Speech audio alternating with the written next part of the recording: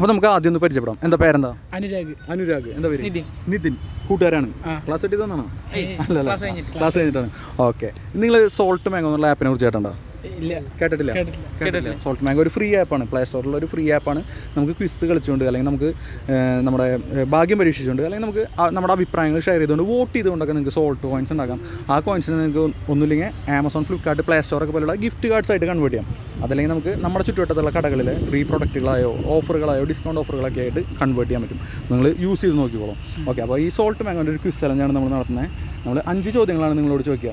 അപ്പോൾ ഓരോ ചോദ്യത്തിന് നിങ്ങൾക്ക് 20 രൂപ ഇതാണ് ക്യാഷ് പ്രൈസ് കിട്ടുക. 5 ശരിയാക്കി കഴിഞ്ഞാൽ പക്ഷേ നിങ്ങൾക്ക് 100 രൂപ 200 രൂപയുടെ ബമ്പർ പ്രൈസാണ് കിട്ടുക. നമുക്ക് ഡൗട്ടൊന്നുമില്ലല്ലോ, സ്റ്റാർട്ട് ചെയ്യാം.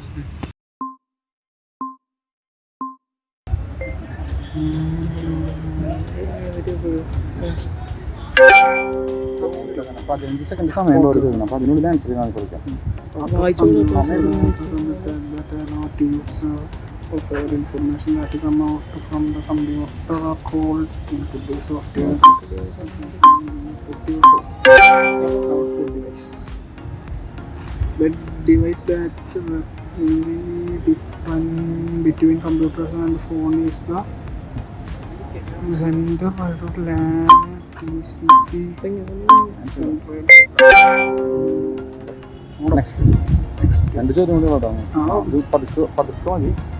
16 ആണെങ്കിൽ